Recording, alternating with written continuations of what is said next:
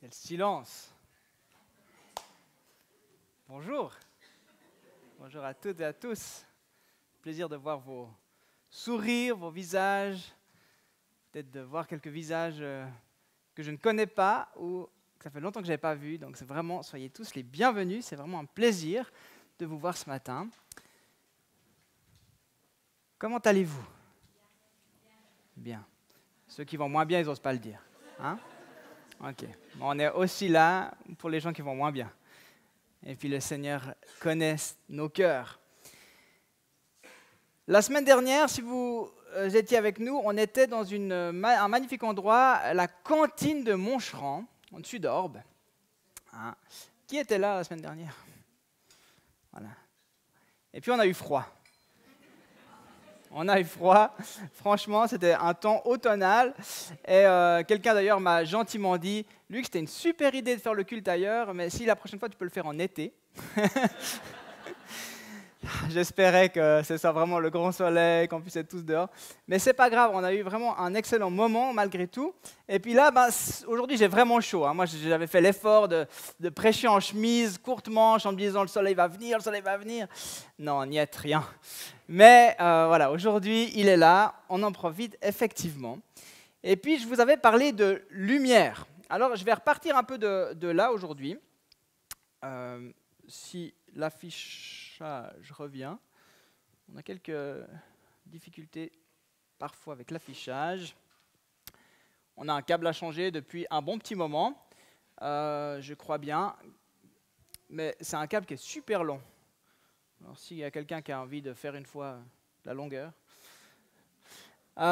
Donc, on avait parlé de lumière la semaine dernière, et puis pour ceux qui n'étaient pas là, bien sûr, vous pouvez réécouter le message. Hein. Tous les messages en audio sont sur notre site internet, mais aussi en vidéo sur notre chaîne YouTube. Abonnez-vous, évidemment. Bien sûr, un petit coup de pub, d'encouragement, mais c'est vrai que c'est aussi une possibilité pour tous ceux qui ne peuvent pas être là, donc c'est chouette. Et puis, je vous ai posé 3 questions, ou on s'est posé ensemble 3 questions. Quel type de lumière suis-je? Pour quel usage? Quelle utilité? Et puis, quelle est mon intensité lumineuse? Voilà, c'est un peu les 3 questions. Et puis, tout a été résumé avec cette belle ampoule qui nous rappelle que le petit sigle EL nous rappelle que nous sommes enfants de lumière. Enfants de lumière. Et puis, c'est bien plus qu'un nom de famille. Hein, d'accord? C'est plus qu'un nom de famille. La lumière a pour fonction de briller dans les ténèbres. Et puis, elle le fait comment? Elle le fait avec bonté, justice et vérité. C'est une lumière chaleureuse, warm, ok, hein, c'est magnifique. Tout ça, c'est sur vos étiquettes d'ampoule. Hein, vous regarderez bien à la maison en rentrant. Hein. Et puis, elle conduit au salut, la lumière.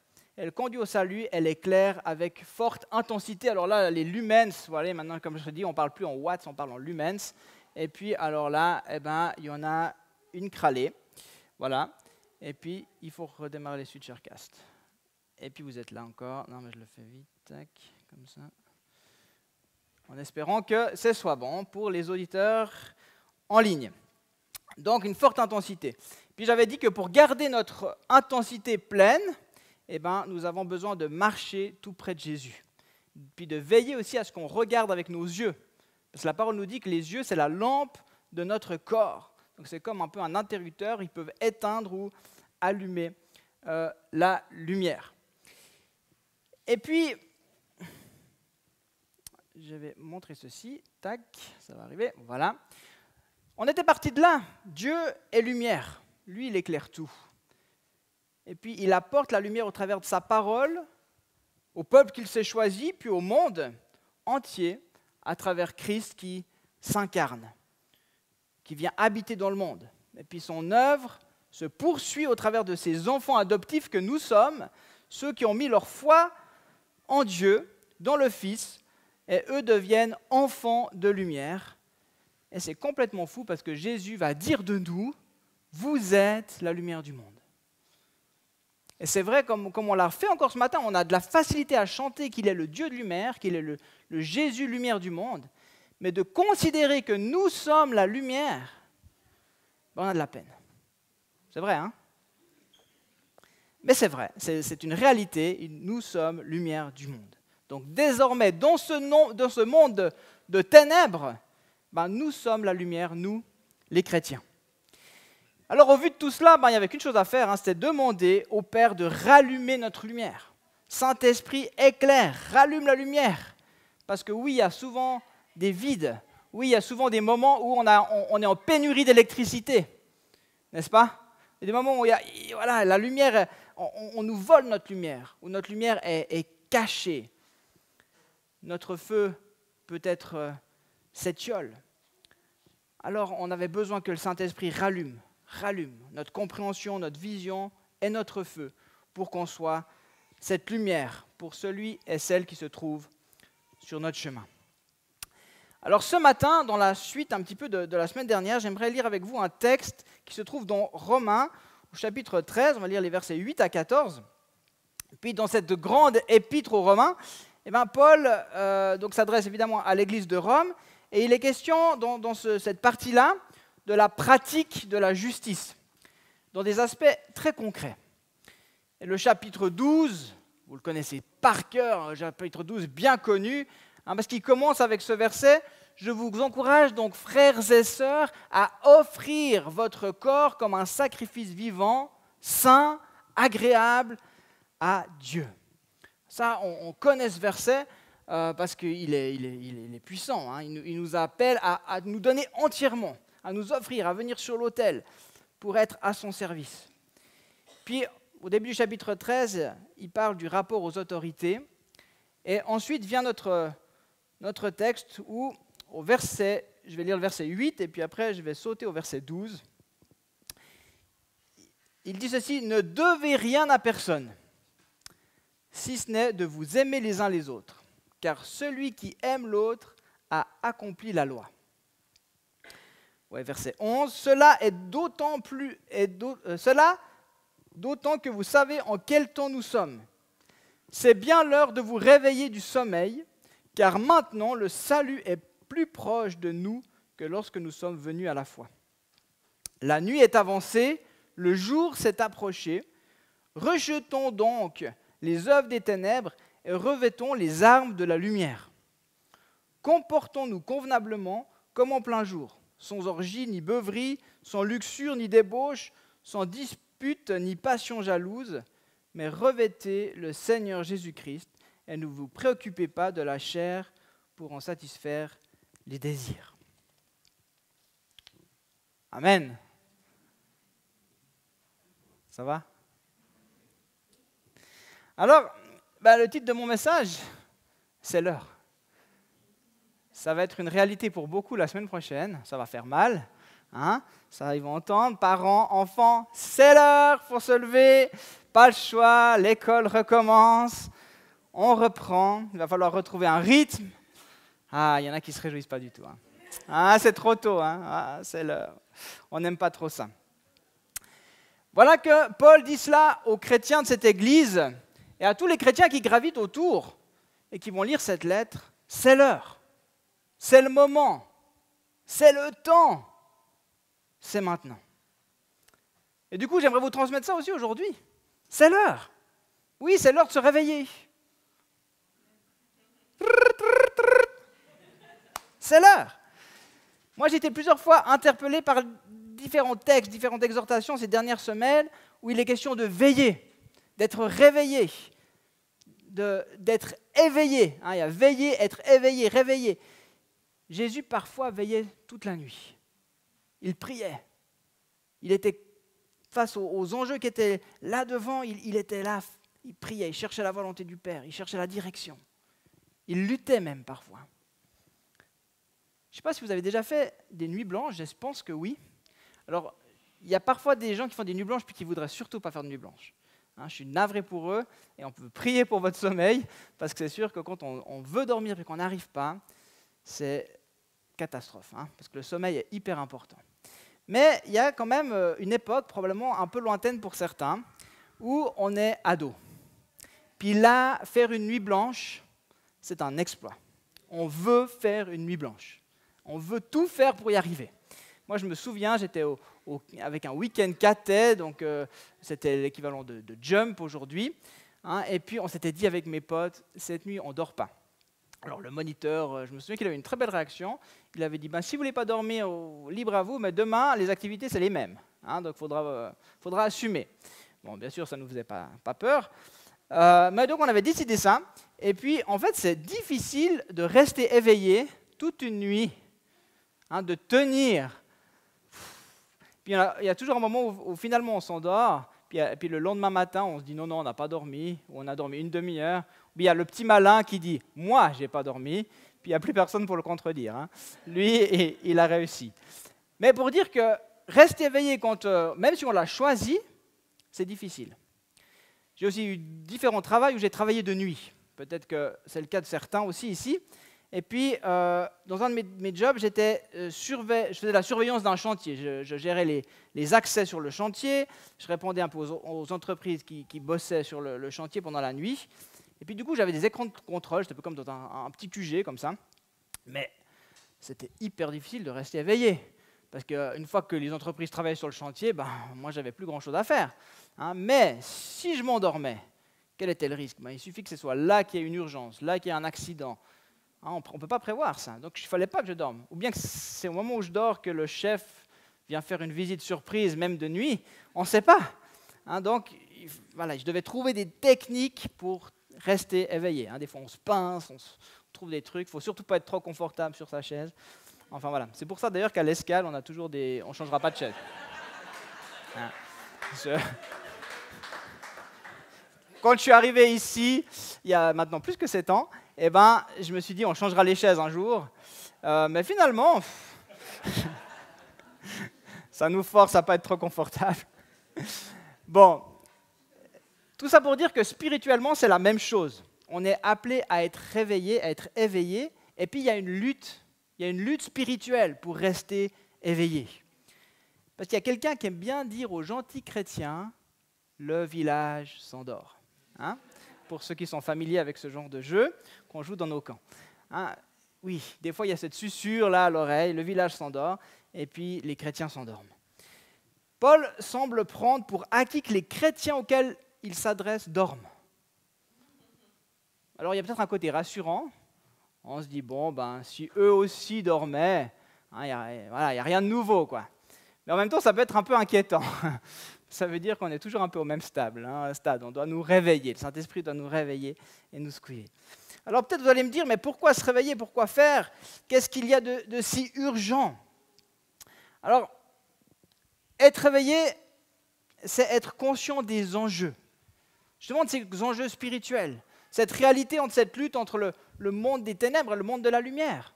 J'avais parlé il y a 2 royaumes qui sont là, qui s'affrontent. Et nous, on est en plein dedans. On est au combat. Donc on a besoin d'être éveillé, d'être conscient de ces enjeux. On doit être prêt. On doit voir venir l'ennemi aussi, hein, comme des sentinelles. On doit être aux aguets. Qu'est-ce qui se passe? Où c'est que l'ennemi veut attaquer le peuple de Dieu finalement? L'Église, mais aussi moi-même en tant que personne. Et puis, être réveillé, c'est aussi justement être réveillé dans la prière. C'est aussi intercéder. Pouvez-vous tenir 1 heure avec moi? A dit Jésus à ses disciples. Quelle a été la réalité? C'est qu'ils dormaient. Ils se sont endormis. Est-ce qu'on peut tenir dans l'intercession? Être réveillé, c'est aussi briller. Briller dans les ténèbres. Dans ce monde de ténèbres. Donc c'est vrai que dans les évangiles, lorsqu'il est question de veiller, la majorité du temps, c'est en lien avec le retour de Christ. Vous ne savez ni le jour ni l'heure, a dit Jésus. Donc restez éveillés. Vous devez voir venir le maître, le Seigneur, l'époux. Hein. L'Église, c'est l'épouse. C'est une magnifique image, époux, épouse. Alors l'époux revient et puis l'Église doit être éveillée. Elle doit le voir arriver, elle doit être prête. Elle doit avoir mis sa robe, et puis sa robe, elle doit être sans tache ni ride. Elle doit être blanche pour cette noce, cette rencontre avec son Seigneur. Mais il y a une lutte parce que l'ennemi aimerait nous endormir spirituellement. Il aimerait que nos lampes soient vides. Hein, vous vous souvenez, les 10 vierges folles, cette parabole. Il aimerait que l'ennemi essaye de vider nos lampes finalement. Puis nous, des fois, on se laisse endormir. On se laisse distraire. par tous les plaisirs du monde, par tout ce qui se passe autour. Donc finalement, l'ampoule que je suis, la lampe que je suis, n'est plus utilisée à bon escient. Elle perd de sa luminosité. Elle se perd dans le tumulte de la vie. Elle se cache en essayant de faire comme tout le monde. Et puis parfois même, notre lumière, elle peut être brisée par les tempêtes de la vie. Ce matin, les amis, c'est le temps de se réveiller, nous dit Paul. Le jour approche. Jésus revient et puis il veut retrouver donc cette église avec les lampes allumées. Et si c'était vrai au moment de la rédaction de cette lettre de Paul, à peu près en 57 après Jésus-Christ, alors c'est encore plus vrai aujourd'hui. Jésus revient, c'est sûr. Et il a encore fait un bout de chemin. Amen. Et Paul va commencer par leur dire, c'est d'autant plus important que vous accomplissiez la loi, c'est-à-dire que vous vous aimiez les uns les autres, sachant que Christ revient bientôt. C'est d'autant plus important. Il n'y a pas de temps à perdre.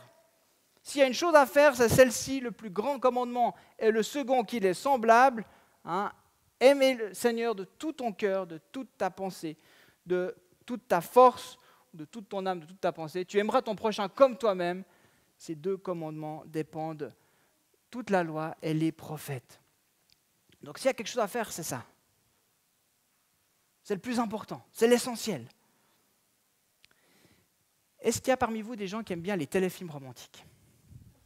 Ah oui, Rachel, j'ai pensé à toi. Je savais que tu dirais oui. Oui, il y en a beaucoup qui aiment bien.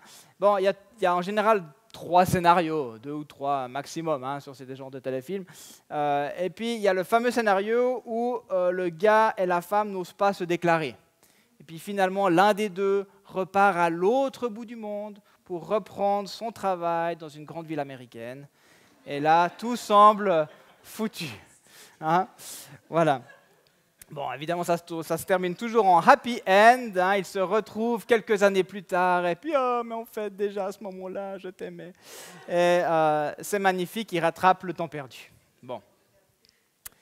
Est-ce que la vie, c'est un film américain? Non. Dommage. Non, c'est pas toujours comme ça. Parfois, on ne déclare pas notre amour. Et puis, c'est trop tard. C'est vraiment trop tard. On ne peut plus le faire. Et je ne sais pas si on se rend compte que des personnes, en fait, tous les jours, meurent sans connaître l'amour de Jésus, sans avoir même entendu l'amour de Dieu pour eux, sans avoir pu le goûter. C'est quand même fou. Mais ce n'est pas un truc à l'eau de rose, là. On ne peut pas revenir et puis aller les chercher et puis dire « Ah, mais j'aurais dû t'en parler. » C'est too late. Donc il y a urgence. On doit être réveillé. D'autant plus que Jésus revient. Aimez-vous les uns les autres. Et puis que dans ce texte, il est aussi question de rejeter. Donc il est premièrement temps de se réveiller et de rejeter. Lorsqu'on se réveille, parfois on reprend conscience, c'est un peu comme si d'un coup, puis on réalise que des choses se sont passées dans notre sommeil. Peut-être ça vous arrive, d'un coup vous n'avez pas vu, peut-être vous vous levez, vous avez votre conjoint, puis vous n'avez pas réalisé lui, il est déjà debout, donc vous vous réveillez, puis il n'est plus là. Mais peut-être il y a un coussin par terre, peut-être que, je prends des petits trucs tout simples. Mais il se passe des choses des fois pendant la nuit qu'on n'est pas conscient. Et spirituellement, c'est la même chose. Donc c'est comme si on s'éveille, puis il s'est passé quelque chose qui peut parfois être violent. J'avais une petite illustration pour ça, on va voir si ça marche. J'espère. On va voir si ça fonctionne.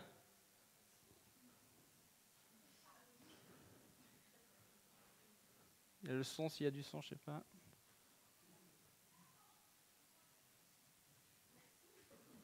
Bon, là, il y avait un grand cri. Voilà. Alors, tant pis pour le son. Je ne sais pas. Mais vous avez vu l'idée. D'accord? Ok. Donc là, elle se réveille, elle est au milieu d'un lac, et puis elle est bien embêtée. Puis là, c'est vraiment un cri strident. parce que dans l'histoire, c'est de Anoukat, c'est la nana qui n'aime pas du tout la nature. Donc voilà, se retrouver au milieu d'un lac avec un oiseau qui lui picore dessus, c'est compliqué. Tout ça pour dire que parfois on se réveille donc, puis on réalise que quelque chose s'est passé en fait. On s'est vraiment endormi, puis là on se réveille, puis on prend conscience qu'en fait nos pensées, elles sont plus comme avant. On a des pensées impures. On a envie de posséder beaucoup plus de choses. L'argent prend trop de place. Que ce qui était occasionnel est devenu une vraie mauvaise habitude, ou peut-être même une addiction. Notre relation avec Dieu, elle est quasi inexistante. On ne se souvient même plus de la dernière fois où on s'est vraiment arrêté, qu'on a pris le temps de parler à Dieu, de lire la parole, de prier. On est devenu un peu indifférent aux besoins des gens. Enfin, c'est comme si pendant le sommeil, on a dérivé, puis on se retrouve effectivement au milieu d'un lac un peu plus boueux que tout bleu, enlacé par le péché. Quand on se réveille comme ça secoue, hein, ça fait mal. Donc le terme qui est traduit ici par rejeter signifie renoncer, se dépouiller, se défaire. Mais j'aime l'idée de rejeter. Je vous le relis parce que je ne l'ai pas relu, peut-être que ça ne vous aide pas. La nuit est avancée, le jour s'est approché, rejetons donc les œuvres des ténèbres. Rejetons. Donc il faut rejeter. Puis j'aime donc ce verbe rejeter parce que c'est énergique rejeter. Ce n'est pas se dépouiller ou juste laisser de côté, mais il y a un mouvement. Hein, on réalise qu'il y a quelque chose, quelque part, même cet oiseau-là qui vient piquer sur nous, on le prend puis on le jette. On s'en débarrasse. C'est une action forte. Il faut se saisir de la chose puis la jeter d'où elle vient. Je n'en veux pas, j'en veux plus, etc. Donc ce matin, je vous encourage à ne pas vous laisser tromper par l'ennemi, à refuser ces mensonges qui te disent peut-être, mais ça ne fait rien, c'est pas grave, tout le monde le fait, ça ne change rien, puis il y a la grâce. Oui, il y a la grâce, c'est vrai. Oui, Dieu t'aime, il te fait grâce, mais il te donne la force pour te battre et même pour fuir. Souvenez-vous de l'histoire de Joseph, avec la femme de Potiphar qui lui faisait des avances, puis lui, dans son intégrité, il a laissé sa chemise, il est parti en courant, puis ça lui a valu bien des problèmes, mais il était droit. Il a fui. Des fois, il faut fuir. Alors, on est parfois un peu comme dans un bateau à trous, et puis il faut écoper parce que l'eau revient. L'eau revient, et puis il faut sortir cette eau. La coque, elle n'est pas parfaite, elle est faible, mais on se bat. J'ai mis ça, réveille-toi et bats-toi. Il ne faut pas être aveugle sur ce qu'on vit, sur qui on est, etc. Mais non, on se réveille, on regarde, et puis il faut rejeter les œuvres des ténèbres. Il ne faut pas leur laisser de place. Du coup, il y a une lutte, mais la bonne nouvelle, c'est que Christ prend la place de nos fissures, répare les trous de nos vies. Donc il est temps de se réveiller et commencer par rejeter. Et puis ensuite de ça, il est question de revêtir les armes de lumière. Ça commence par rejeter. D'accord ? Ensuite, on peut revêtir les armes de lumière. Alors, prépare ta crème solaire, tes lunettes, parce que quand on va tellement être lumineux, comme le souhaite notre ami Fabien, il y a besoin de crème solaire. Les autres, ils vont devoir mettre de la crème solaire et des lunettes, tellement vous allez être lumineux. Voilà, ça va chauffer. On a besoin d'être déshabillé des œuvres des ténèbres. Donc c'est bien sûr une image, personne ne se déshabille. J'ai vu un gars une nana qui est dans un lavoir là, où il y a plein de machines, tout ça, et puis elle est nue, c'est un dessin de BD, et puis on la voit comme ça de dos, puis parce que c'était écrit lorsque la machine s'arrête, enlevez vos habits. Alors elle avait enlevé vos habits. Donc, quand je parle de déshabiller aujourd'hui, c'est bien sûr une manière de le dire. On doit se déshabiller des œuvres des ténèbres, on doit enlever peut-être ce qui nous colle à la peau pour être revêtu, pour être habillé des armes de lumière. Peut-être quelque chose qui vous choque quand même. Armes de lumière. C'est étonnant, non ? Les armes, c'est un combat, c'est violent. Les armes, normalement, ça tue, hein, ça n'amène pas la vie. Donc, il y a comme une opposition comme ça avec armes de lumière. Mais Paul voulait accentuer que le combat était violent, oui. Et on sait, Éphésiens 6,12, hein, que nous n'avons pas, que ce n'est pas contre l'homme que nous avons à lutter, mais contre les puissances, contre les autorités, contre les souverains de ce monde de ténèbres, contre les esprits du mal dans les lieux célestes. Donc le combat, il est violent. Et nous avons quoi? Nous avons des armes de lumière. Alors, dans notre texte de la semaine dernière, en Éphésiens 5, il était question, pas question d'armes, mais il était question du fruit de la lumière. Mais finalement, c'est la même chose. On se bat avec la bonté, avec la justice, avec la vérité. Et on retrouve aussi dans ce même texte cette injonction « marchez et comportez-vous en enfants de lumière ». Ici au verset 13, c'est « comportez-vous », donc « marcher », c'est la même chose, on peut le traduire par « marcher », convenablement, comme en plein jour. Donc prendre les armes de lumière, c'est ça qui va nous permettre de marcher dans la lumière, de marcher en tant qu'enfant de lumière, de marcher en plein jour. Donc, sans orgie, ni beuverie, sans luxure, ni débauche, sans dispute, ni passion jalouse. La liste pourrait être encore bien plus longue. Les armes de lumière sont contraires aux armes de la nuit. Et nous sommes donc appelés à dénoncer les œuvres des ténèbres et pas de leur laisser la place dans nos vies. Il y a un autre texte qui le souligne très bien dans 1 Thessaloniciens au chapitre 5, verset 4, il est dit « Mais vous, frères et sœurs, vous n'êtes pas dans les ténèbres pour que ce jour vous surprenne comme un voleur. » Donc de nouveau, le jour du retour de Christ. « Vous êtes tous des enfants de la lumière et des enfants du jour. Nous ne sommes pas de la nuit ni des ténèbres. Ne dormons donc pas comme les autres, mais veillons et soyons sobres. En effet, ceux qui dorment, dorment la nuit, et ceux qui s'enivrent la nuit.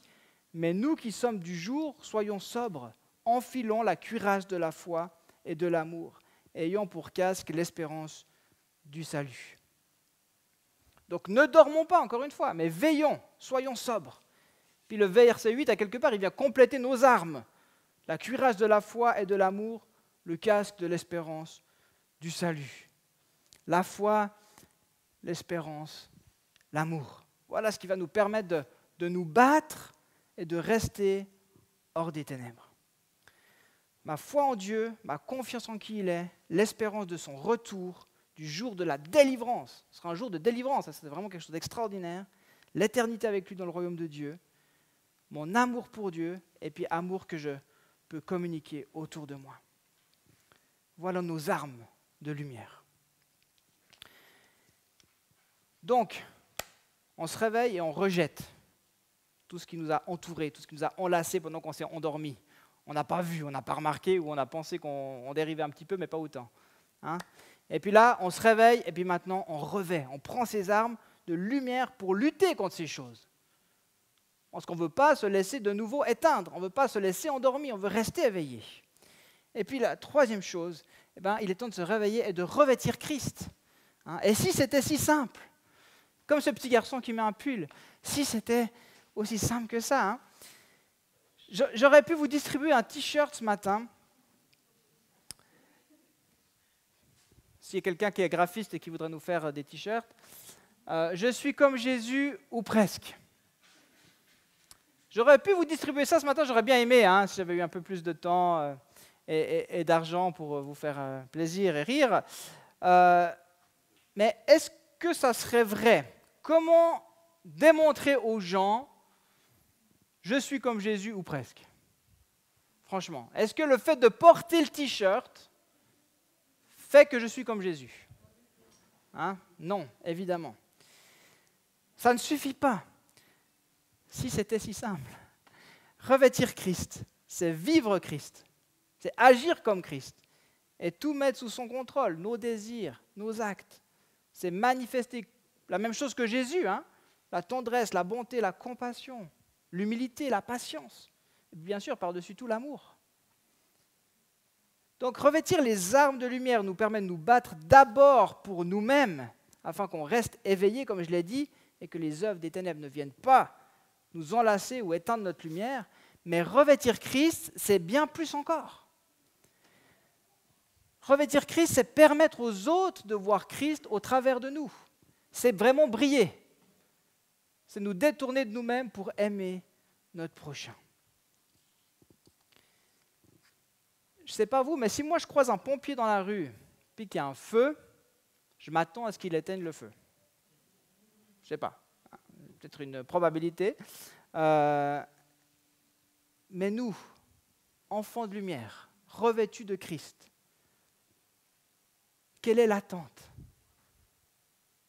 Si on revêt Christ, est-ce que nous aussi, il n'y a pas une mission, il n'y a pas quelque chose à vivre, à faire, à démontrer en étant revêtu de Christ? On ne peut pas juste porter un vêtement et puis rien en faire. Revêtir Christ, c'est vivre comme Christ, être comme Christ. Alors ma question, j'arrive gentiment au bout, qu'est-ce qui t'habille aujourd'hui? Qu'est-ce qui t'habille finalement? Est-ce que tu as mis un habit de travail? Est-ce que tu as mis un habit de loisir?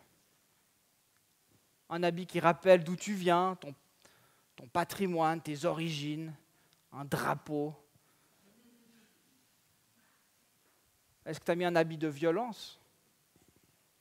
Un habit d'impureté? Un habit de honte? Ou un habit de tristesse?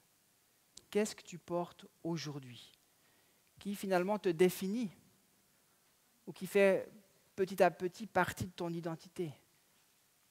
Il y a des habits qu'on peut porter fièrement. Oh, j'aime bien mettre un drapeau suisse, surtout le 1er août. Je suis suisse. Hein? Mais il y a des habits qu'on ne veut pas.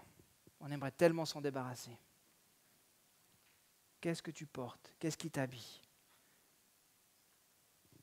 Mais ce matin, c'est le moment d'enlever l'habit. Quel qu'il soit, c'est le temps pour revêtir Christ. Parce qu'il y a urgence. Il y a urgence. Vous êtes la lumière du monde. Donc on ne peut pas se contenter d'une étiquette enfant de lumière.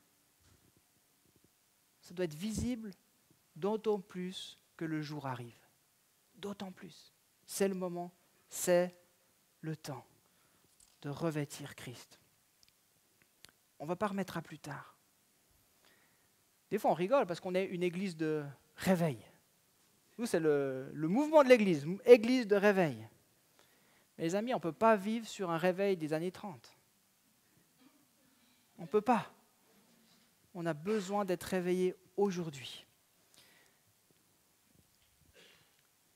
Afin d'être attentifs à ce qui se passe comme des sentinelles. Afin d'être nous-mêmes prêts spirituellement et moralement à rencontrer notre Seigneur. Puis troisièmement, afin de briller, de manifester l'amour de Dieu autour de nous avec passion et zèle. Ça, c'est ce que Dieu désire. On a besoin d'être réveillé. Alors, ce matin, j'aimerais terminer avec un temps d'appel. Ce n'est pas tous les dimanches qu'on fait un appel, mais j'ai vraiment ça à cœur. Parce que, de nouveau, on peut se saisir de quelque chose, on peut dire oui, c'est vrai, mais parfois, il faut passer à l'action. Il faut choisir, il faut faire un pas. Si les musiciens veulent revenir, vous êtes bienvenus aussi pour accompagner ce moment. J'aimerais, premièrement, peut-être là on peut déjà se positionner, fermer nos yeux, se connecter à Dieu vraiment, à ne pas faire regarder à droite à gauche à notre voisin, mais de rester encore quelques instants concentrés, parce que c'est important. J'aimerais faire un appel pour ceux qui veulent rejeter quelque chose ce matin. Peut-être le Saint-Esprit ce matin te réveille et puis tu vois d'un coup de quoi tu es entouré. Peut-être tu as dérivé, peut-être que tu as laissé aller, peut-être que tu as toléré dans ta vie des choses que tu ne veux pas aujourd'hui. Tu te réveilles puis tu vois ça, puis tu dis non, je ne veux plus. Donc ce matin, tu peux choisir de te battre, de rejeter les ténèbres dans ta vie. Tu peux choisir de prendre les armes de lumière, de t'en revêtir. Et puis ça va commencer ce matin, aujourd'hui.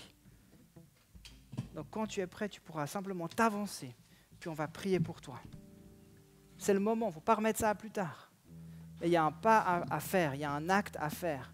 Et peut-être le fait de s'avancer, ça demande du courage. Ça demande du courage, beaucoup de courage. Mais je le fais volontairement. Parce qu'il y a un acte à faire. Rejeter. Je n'en veux plus. J'aimerais faire un deuxième, pendant que peut-être voilà, ça peut résonner dans la vie de certains. J'aimerais faire un deuxième appel pour celles et ceux qui disent « j'aimerais revêtir Christ ». Revêtir Christ, c'est d'abord se convertir à Jésus. La première chose, c'est ça. Quand tu revêts Christ, c'est que tu as reçu Christ dans ta vie. Peut-être tu n'as jamais fait ce pas. Tu n'as jamais fait ce pas officiellement. Tu as peut-être dit un petit peu quelque chose dans ton cœur. Peut-être ce matin, tu dois confirmer quelque chose.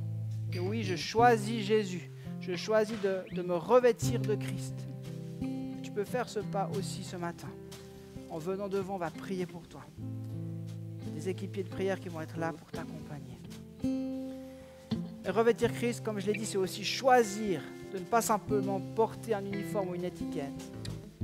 Chrétien ou enfant de lumière. Je suis chrétien parce que je vais le dimanche à l'église. Je suis comme Jésus ou presque. J'ai le t-shirt. Mais c'est commencer vraiment à le vivre. Et si ce matin tu as aussi besoin d'être réveillé, d'être renouvelé dans ton feu intérieur, dans ta passion, dans ton zèle pour Dieu, alors on aimerait aussi pouvoir prier pour toi. Et puis tu peux t'avancer dans ce petit moment qui est tout doux. On reste chacun vraiment les yeux centrés sur Jésus. Alors que le chant la louange va reprendre, ceux qui se sentent appelés, touchés par le Saint-Esprit, venez devant. On va prier. Et tous les autres, je vous invite aussi à intercéder, à prier, à vous laisser toucher par le Saint-Esprit.